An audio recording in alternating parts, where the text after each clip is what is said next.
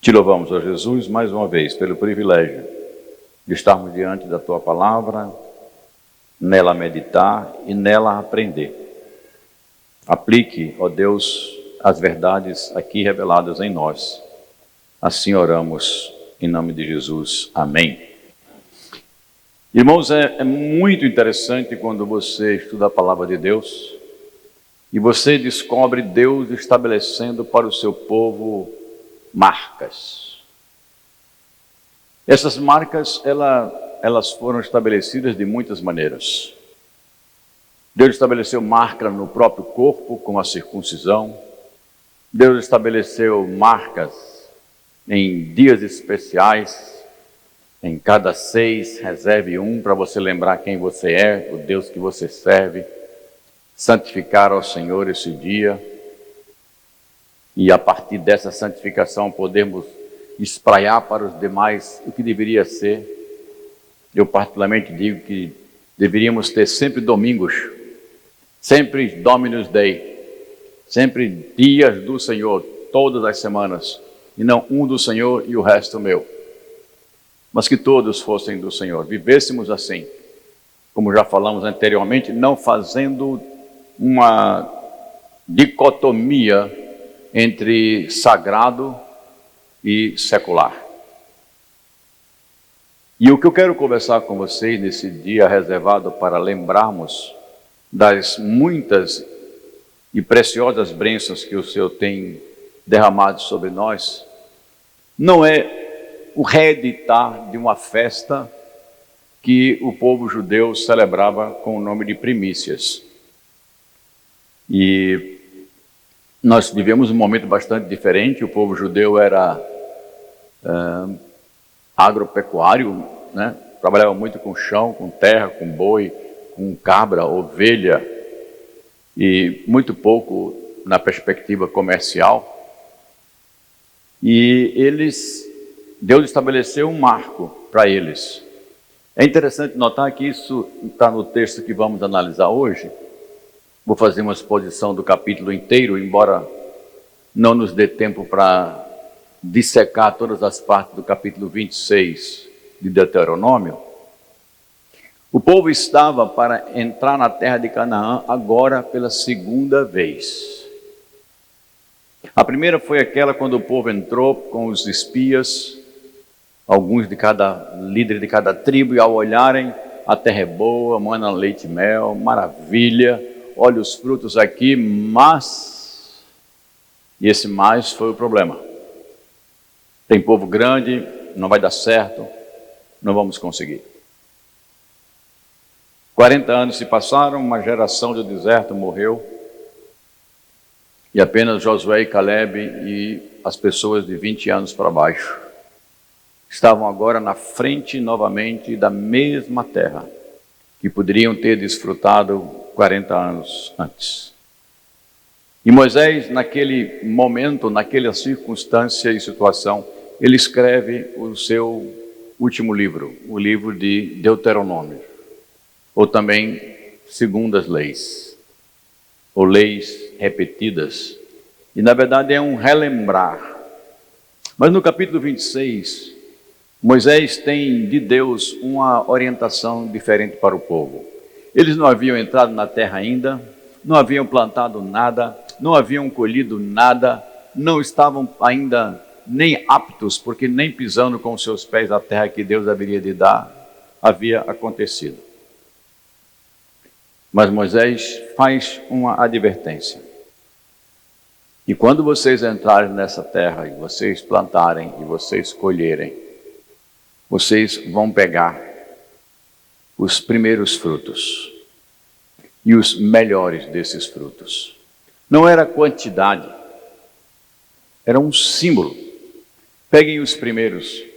E o texto de Deuteronômio 26 chega até a dizer assim: coloque-os numa cesta. Não era algo muito grande, não era muito volume, mas aquilo era um marco, irmãos. Um marco para entender de onde vem e de onde procedem todas as bênçãos. Estamos no final de mais um ano. De onde procedem as nossas bênçãos? a quem você acredita, a quem você reconhece ser o provedor, o doador e aquele que deu todas as coisas que você neste ano teve oportunidade de usufruir. Mas abra agora no capítulo 26, e eu quero tomar como ponto central, ou ponto de avaliação, e daí me espraiar, tanto para antes como para depois, no versículo de número 11, Deuteronômio 26, 11.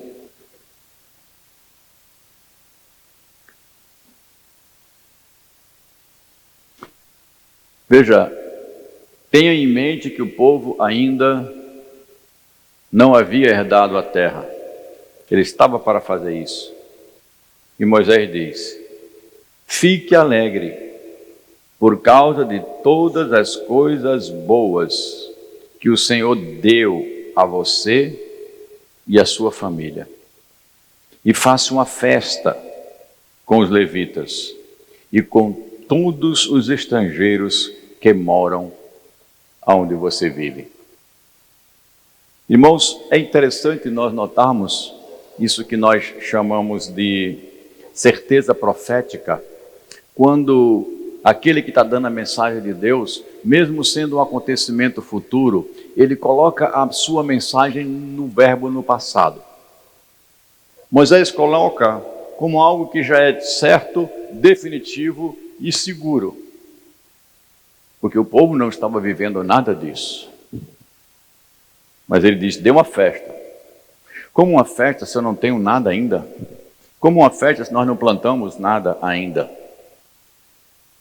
Eu preciso aprender a fazer aqui então uma interpretação adequada para extrair os princípios daquilo que Deus estava querendo ensinar ao seu povo e que são válidos para todo o povo de Deus em qualquer época, em qualquer cultura, e serem também normativos por refletirem aquilo que agrada e está de acordo com o próprio caráter de Deus.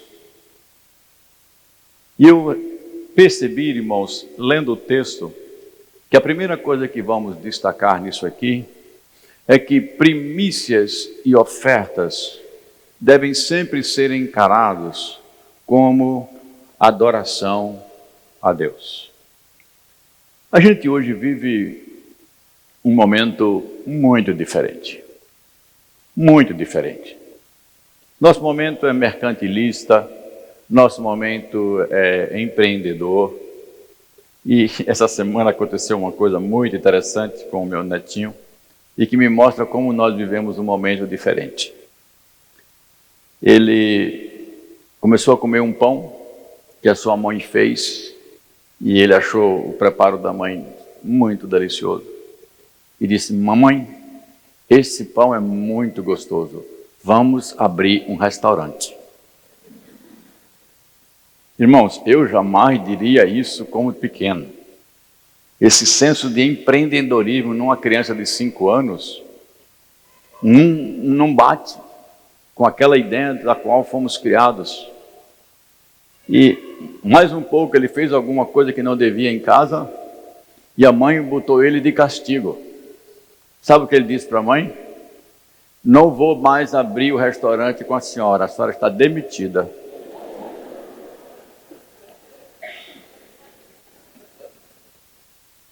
Essa é a grande diferença do mundo que nós estamos vivendo. Irmãos, e quando falamos de dinheiro na igreja, quando falamos de oferta na igreja, não se estranhe se as pessoas começarem a pensar em mensalidade. Ou, cadê o boleto para eu pagar? Uma transação bancária. Um momento da minha vida de como eu pago as minhas coisas, eu também pago o meu dízimo, eu pago esse valor para a igreja. Esse é um perigo muito grande de não entendermos o que Jesus, o que Deus, na pessoa do seu servo Moisés, estava ensinando o povo e vale para mim e vale para você. Se Deus não precisa absolutamente nada do que eu tenho, do que você tem, isso é verdade. O Salmo 24 diz que ao Senhor pertence toda a terra e tudo que neles há. O mar, o céu, tudo que habita aí pertence a Deus.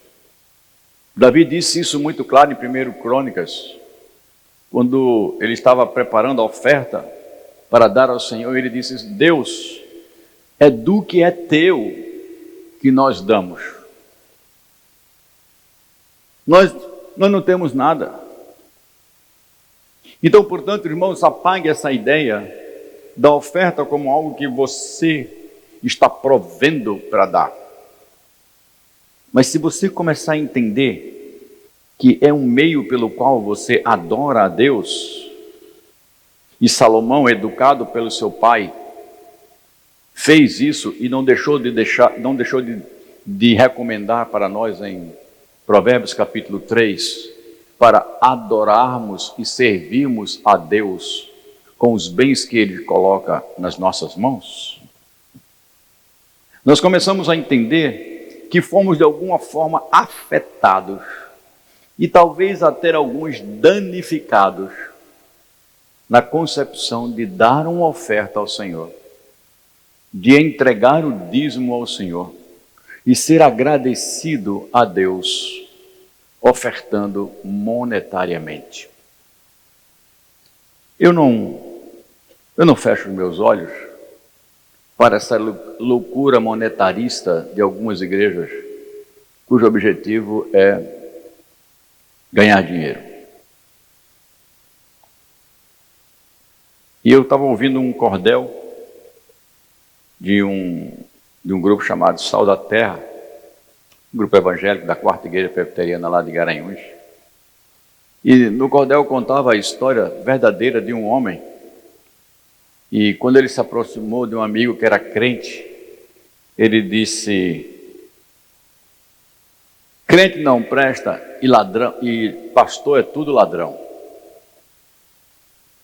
Eu não sei quanto essa ideia está disseminada, mas não é raro nos feeds de notícia do meu celular apresentar: pastor faz não sei o quê, pastor faz não sei o quê, pastor roubou não sei o quê. Isto vai mexendo com os nossos conceitos. E quando se fala na igreja uma oferta ao Senhor como um marco de agradecimento, e essa oferta ela é financeira, ela é em dinheiro, ela é em valores, não é de estranhar que alguns irmãos achem que nós estamos sendo monetaristas e querendo arrecadar dinheiro para a igreja. Grande engano, se você pensa assim. Grande engano. Mas o princípio da oferta e da primícia a Deus permanece intacto. Deus se alegra quando a oferta é dada com o coração. Deus tem prazer nisso. Deus se sente honrado e adorado quando você reserva aquelas coisas que são símbolos do teu melhor e dar a Deus. Chamamos isso de primícia. No mês passado eu estava com uma senhora e ela estava se aposentando, mais um mês na frente, e eram alunos de uma pós-graduação, e eles estavam planejando uma festinha de comemoração de final do curso, de um doutorado em ministérios. E essa senhora disse: olha, nesse mês que vem eu não tenho dinheiro, porque eu estou me aposentando. Aí o grupo disse: mas como assim? Quando você se aposentar, você vai ter dinheiro. E ela disse, assim, muito simples, conheço a senhora, o coração sincero dela. Ela disse: é porque o primeiro salário da minha aposentadoria é do Senhor. É primícias para Deus. Ele é o primeiro, então ele é de Deus. Todo filho primogênito era dedicado ao Senhor. Todo animal primeiro era dedicado ao Senhor. Todas as primeiras coisas que aconteciam no povo de Israel eram dedicadas a Deus. E as primícias de Deus também eram. No campo, na colheita. Se você entender, e agora eu vou fazer o paralelo para mudar para o próximo aspecto. Se você entender que você se esforça de alguma forma para obter os bens, e que aquilo que você obtém neste mundo é fruto também de um trabalho que Deus permite você executar, e a gente tem recompensas ou tem um retorno material com isso, Deus está dizendo, reserve primícias para mim. Porque quando fazemos isso, estamos tendo um marco na nossa própria vida. Busque, em primeiro lugar, o reino de Deus e a sua justiça. O resto, Jesus Cristo disse, Deus acrescenta. É uma questão agora de você acreditar que Deus realmente acrescenta. Irmãos, o segundo aspecto pode parecer óbvio demais, mas eu quero colocar para você esse texto mostrando claramente que a postura do agradecimento com as primícias é algo que você deve fazer sempre, lembrando a questão de quem está provendo. É muito interessante. Eu aconselho depois você pegar o texto de Deuteronômio capítulo 1 e ler do versículo 2 ao versículo 10.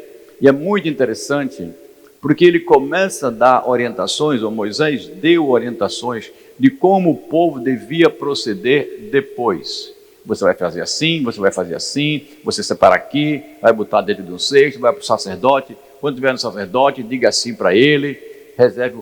Ele começou a dizer detalhes de como essa festa, que no caso do povo de Israel, deveria estar sendo comemorada. Olhe apenas para não lermos o texto demais, por favor, abra sua Bíblia aí, em Deuteronômio, capítulo 26, versículo 1, vou ler apenas os textos iniciais. Moisés disse assim, vocês vão tomar posse da terra que o Senhor nosso Deus está dando a vocês. Depois de morarem lá algum tempo, cada um deve pegar a primeira parte de todas as colheitas produzidas pela terra que o Senhor Deus lhe deu. Olha a ligação. Olha a lembrança. Deus te deu.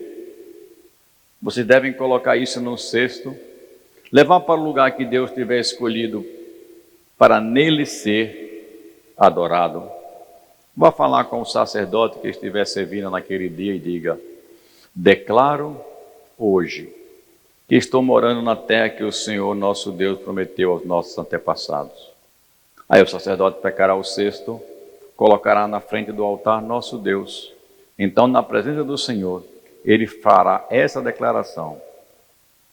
O meu antepassado foi um arameu, que não tinha lugar certo onde morar. Ele foi com a família para o Egito, e ali moraram como estrangeiro. E aí ele começa a relembrar, fato, lembrando. Irmãos, quando nós trazemos as nossas primícias, a palavra de Deus nos diz, lembre, olhe para trás, veja quanto Deus já fez por você, veja quanto Deus preservou você. E alguém pode estar dizendo, pastor, não estou vendo muita coisa não. Eu gosto sempre de fazer uma pergunta. Você, por acaso, sabe dos males ou dificuldades que iriam vir sobre você e Deus não deixou vir? Já pensou nisso? Quantas coisas ruins poderiam ter acontecido comigo e porque Deus é o meu provedor e cuidador, não aconteceram? Porque a gente só fala das que aconteceram e não consegue parar de livramentos que eu não vejo e de ações que Ele proveu e eu não tomei a consciência, mas foram para a nossa alegria, a nossa bênção e o nosso bem-estar. Onde está a nossa dificuldade aqui? A nossa dificuldade aqui é que, para ter primícia, tem que ter terra, tem que ter esforço naquele contexto, tem que ter espera, tem que ter cuidado com o que se plantou ou que se está criando, para quando os frutos chegarem, você ter resultados. Chamamos isso de trabalho. E Deus nos deu o privilégio, eu e você, de trabalharmos. E o resultado do nosso trabalho é bom. Salomão, no capítulo 4 de Eclesiastes, disse que não tem coisa melhor do que gozar do fruto do seu trabalho nessa vida. Mas ele lembra, isso também é presente de Deus. É muito bom quando você trabalha e recebe aquele valor monetário na mão. Quem não gosta de ter trabalhado e ter recebido? É bom. E eu preciso ver isso também como providência de Deus na minha vida. Qual é o problema? É justamente porque eu me envolvi materialmente, eu me envolvi com esforço, que eu começo a chamar aquilo que eu obtive de meu. E não como presente de Deus para mim. Então eu começo por causa do pecado na minha vida, eu começo a deixar que um senso de egoísmo tome conta. E aí eu começo a estar insatisfeito pelo que eu ganho, posso virar mesquinho como o que eu ganho. Não precisa ser rico para ser mesquinho. Às vezes você tem pobre, mesquinho, ganancioso. Porque você começa a achar que pelo seu trabalho, você não está recebendo muitas vezes o que merece ou o que merecia. E você começa a reclamar de um monte de coisas. Não estou aqui anulando ou passando uma esponja na necessidade ou desejo que é lícito de cada irmão progredir. Eu acho que nós devemos progredir porque quando trabalhamos, a Bíblia nos ensina, Paulo nos ensina a trabalhar como se fôssemos para o Senhor. Então a busca tem que ser por excelência e darmos o nosso melhor. Mas quando nós começamos a ter o mesmo sentimento que uma pessoa que não tem a Cristo começa a demonstrar ou demonstra, e eu também o faço, eu vou ter dificuldade para ser um ofertante alegre ao Senhor com adoração. Eu vou começar a ter posições de que, por que eu vou fazer isso? Minha grande apreensão ao longo dos últimos 20 anos, e que Deus tem me dado a oportunidade de falar, não aqui apenas, mas em várias igrejas e congressos, é que nós não estamos mais educando os nossos filhos para a glória de Deus. Nós não estamos mais educando os nossos filhos para se envolverem com o reino de Deus. Nós não estamos mais educando nossos filhos para gastarem do seu tempo e dos seus recursos para a glória de Deus, nem muito menos para a missão no reino de Deus. A maioria dos pais, em particular pais presbiterianos, tem educado seus filhos para serem um sucesso financeiro, para passarem em concurso, para ganharem dinheiro, para terem bons empregos, para serem estáveis na vida, para terem uma aposentadoria tranquila. E quando essas crianças crescem assim, e depois de elas chegarem adultas, eu digo, elas vão querer qualquer coisa, menos servir o Senhor, porque aqui não se ganha dinheiro. Aqui se oferta para a glória de Deus. Isso é um grande conflito com o que eu aprendi na minha casa e o ensino da palavra de Deus. Não há nenhum problema de você ensinar o seu filho para ser um bom profissional, desde que seja para a glória de Deus e na frente não venha um serviço a Mamon, que é o Deus do dinheiro. Não escolha as opções, nem permita, nem oriente seu filho escolher opções por dinheiro. Dinheiro não decide nada no reino de Deus. Nada. Nada. Mas hoje em dia, essa confusão está acontecendo e eu não consigo mais sequer dar ofertas, quanto mais primícias. Às vezes somos até movidos a dar alguma oferta a Deus quando tomamos conta de necessidade, mas aí a Bíblia adverte. Não dê por necessidade. Não só oferte quando você perceber que tem necessidade, ou que a sua igreja está passando por uma dificuldade. Não faça isso. Porque o mundão também faz isso. Quando tem uma grande necessidade, a população dá, e dá muito. Mas ela dá por necessidade. O crente dá porque ele sabe que é mais feliz aquele que dá do que o que recebe. Então, unimos duas coisas já. A sua oferta, a sua primícia, o melhor que você tem para Deus, ela é adoração. A segunda, que você tem que reconhecer que aquilo que as tuas mãos produzem vem do Deus provedor e você deve desenvolver a atitude de um adorador sincero, de um coração disposto para dar ao Senhor com toda a alegria.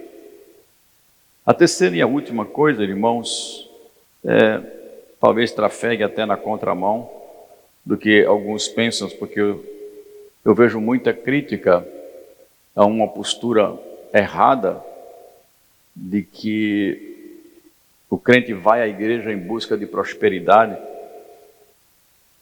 E eu vejo um extremo do outro lado, daqueles pastores e líderes que eliminam a prosperidade da palavra de Deus. Como se não existisse uma teologia da prosperidade bíblica. Ela existe. Sim, irmãos, ela existe. É só você ler o Salmo 1. Ela é muito clara. É só você ver a fidelidade de Jesus Cristo. Assim, se você é fiel no pouco, eu coloco sobre muito. A questão é eu não trazer para isto essa perspectiva monetarista. Esse é o problema. Se você dá R$100, vai ter R$100 em bênção. Se der R$1.000, vai ser R$1.000 em bênção. Se der R$10.000, é R$10.000. Não. Paga com isso, pare com isso. Não é isso. Nas Escrituras, teologicamente falando, nós podemos chamar isso de bênçãos da obediência. Isso fazia parte da lei mosaica.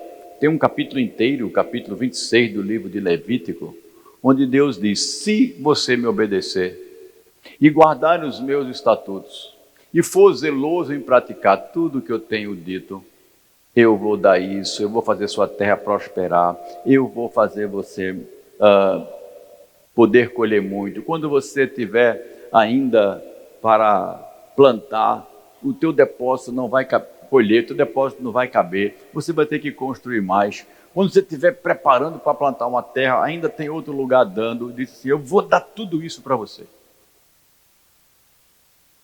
Mas, meus queridos, a prosperidade não é o alvo do reino de Deus, é uma consequência. Feliz é o homem que não anda nesse conselho monetarista, nesse andar de ter desse mundo. E onde é que está o prazer desse homem? Na lei do Senhor. E nessa lei ele medita e o prazer dele está lá dia e noite. E aí vem a bênção.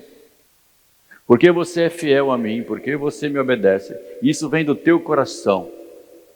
Ele será como árvore plantada junto ao ribeiro de água, e no devido tempo dá os seus frutos. As suas folhas não murcham, e tudo quanto ele fizer ou faz, o que a Bíblia diz?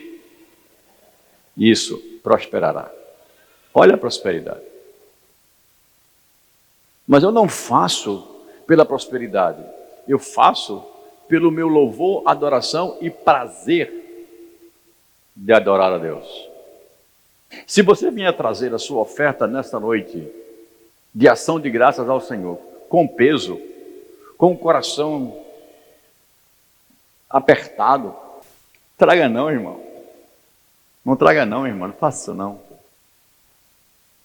Não é um ritualismo que nós fazemos, mas expressão de adoração. E eu quero terminar mostrando duas coisas nessa parte de oferta e adoração. A primeira delas é que Deus, lá já no povo de Israel, pensava numa igreja amiga. ou num povo amigo para com o órfão, a viúva e até o estrangeiro que estivesse no meio deles, daquele povo. E é interessante que Deus diz, olha, a cada 3 anos, vocês vão pegar o dízimo da terra, vão levar para o levita, e vai dizer que isso é para a viúva, para o pobre, para o órfão e para o estrangeiro, para que eles tenham um mantimento, tenham o que comer, tenham como sobreviver. É muito interessante essa ideia, porque tanto na perspectiva da minha oferta ser uma adoração a Deus, de amá-lo em primeiro lugar, a minha oferta, contribuição e primícias que eu entrego à igreja, também permite que eu, como igreja, possa chegar na necessidade de alguém que não tem o que eu tenho. Você tem uma colheita grande, vai ofertar mais. Se tem uma colheita pequena, você vai ofertar menos. Você não teve nada, você vai ser abençoado através da igreja. Essa ideia para mim, irmãos, é maravilhosa de corpo de Cristo. Quisera eu que a igreja fosse essa perfeição. Mas os nossos pecados não permitem essa vivência com essa intensidade. Mas isso não é um degrau para não buscarmos isso. Nem muito menos deixarmos de praticar. E nesse terceiro aspecto ainda de ofertar a Deus com uma tremenda alegria e celebração, eu quero ler aqui o final, a partir do versículo de número 16. Moisés disse ao povo, hoje o Senhor, nosso Deus, está mandando que vocês obedeçam a esses mandamentos. Portanto, cumpram as suas leis com todo o coração e com toda a alma.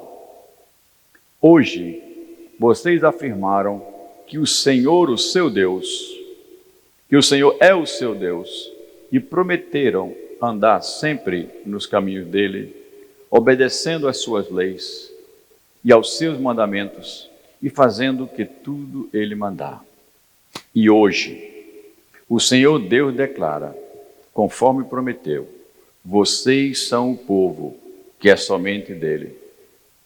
E ele manda que vocês obedeçam a todos os seus mandamentos.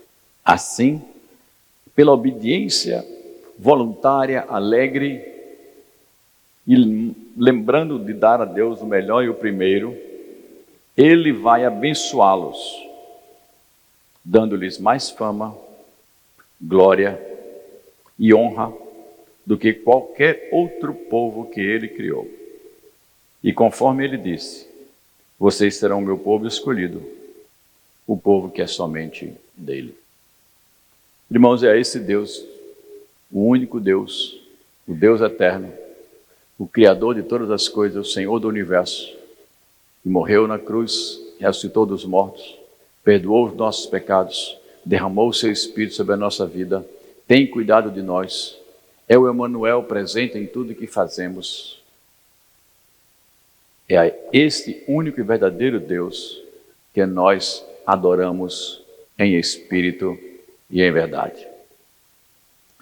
E por isso criamos, queridos, esse marco na nossa comunidade, um marco que nos faz lembrar de onde vêm todas as bênçãos. Como Tito disse na sua carta, Deus não pode mentir, e ele prometeu abençoar assim o seu povo pela fidelidade. E Tiago também escreveu dizendo que todo presente, toda bênção boa, ela vem de Deus. O Pai das luzes, onde não tem sombra. E ele não muda, porque ele é o mesmo. E nós faremos com muita alegria neste momento a nossa celebração ao Senhor, oferecendo nosso dízimo, a nossa oferta e a nossa separação nessa noite das nossas primícias. o que separamos para Deus, para hoje dizer: Senhor, isso eu separei para você. Em outras palavras, usando os termos do livro do Apocalipse, eu estou apresentando diante de Deus agora a minha cesta, dizendo: está aqui, Senhor.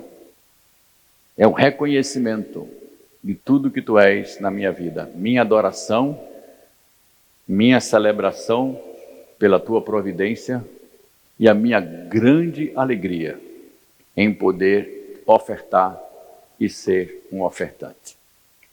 Hoje fazemos duas coisas: tanto oferecemos a nossa oferta financeira, quanto ofertamos nossos, lembrando do povo de Israel, os nossos bens materiais. Não plantamos mais, compramos nos supermercados. E esse material que vamos doar, nós distribuímos, vamos dar para famílias carentes, famílias a grande maioria crianças do programa social do Bem Jogar, da nossa igreja, e queremos fazer isso com muita satisfação. Quero convidar você a ficar de pé, nós vamos cantar nesse momento, e enquanto cantamos, convido você a sair do seu lugar em adoração, fazer a sua oferta ao Senhor. Oramos e depois cantamos. Senhor Deus, muito obrigado. Quase um ano inteiro se passou e a Tua mão foi bondosa para conosco. O Senhor nos permitiu plantar, o Senhor nos permitiu suar regando, e o Senhor de várias maneiras nos permitiu colher em várias proporções. Não apenas bens materiais, mas também outras ações na nossa vida, na nossa família. O Senhor esteve conosco nos momentos em que a estrutura humana nos fez perder, mas a Tua graça nos faz sempre ganhar. E hoje à noite nós te pedimos que o Senhor receba a nossa adoração. Receba essa oferta e essas ofertas como aroma suave ao Senhor. Cada irmão que vem aqui, cada irmã que saia do seu lugar, esteja entregando com um coração livre, com o espírito quebrantado e voluntário, adorando ao Senhor com alegria e sempre celebrando em comunidade. Tu és o nosso Deus, nós queremos obedecer a Tua vontade e sermos um povo dedicado somente a Ti. Recebe a nossa oração e a nossa oferta, em nome de Cristo. Amém. Cantemos enquanto ofertamos ao Senhor.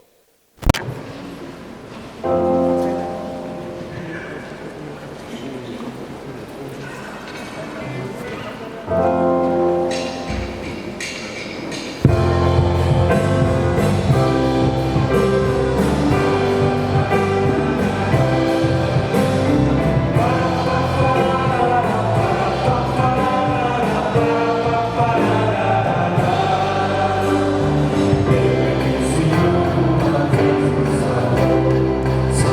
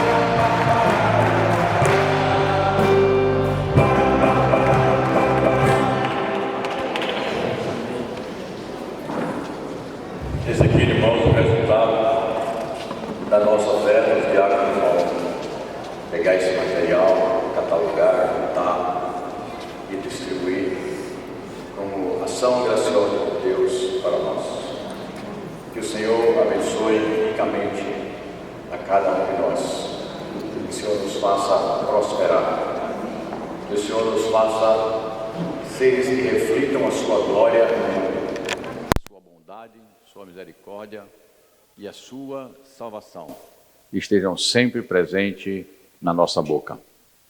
Antes de terminarmos o nosso culto desta noite, nós queremos convidar você para a nossa celebração do Natal, que é um momento em que mostramos a verdade bíblica acerca do Cristo que veio ao mundo para trazer vida eterna. Uma história que as pessoas não mais contam.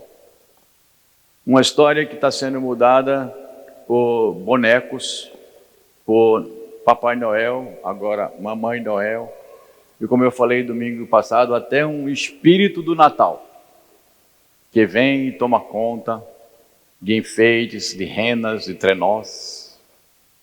Natal de Jesus parece não é mais politicamente correto. Mas nós celebramos a Cristo. Cristo que nasceu de uma virgem e padeceu sob o poder de Pôncio Pilatos e que está sentado à direita de Deus Pai, de onde há de vir para julgar vivos e mortos. Amém? Então, a oportunidade de você convidar seu parente, seu amigo, para estar conosco. E este ano nós estamos trabalhando com uma equipe, com os juniores, que estão fazendo um trabalho muito interessante e temos também orado com eles para que eles entendam que não é só uma manifestação pública da palavra de Deus, mas também instrumentos da graça de Deus. Convide amigos, convide parentes, dia 22 e dia 25, nós repetimos numa oportunidade de quem não puder estar no dia 22, está no dia 25, ouvindo uma história que não está sendo mais contada, mas nós contamos. Recebamos então esse pedido que o Senhor disse que daria para nós quando nós o fizéssemos. Que a graça do nosso Senhor e Salvador Jesus Cristo, que o amor de Deus, o nosso Pai, a comunhão, o poder e a consolação do Divino Espírito Santo sejam sobre nós, sobre o povo de Deus, sobre todo aquele que ama e serve ao Senhor Jesus Cristo. É o nosso desejo e o que te pedimos, ó Deus. Amém.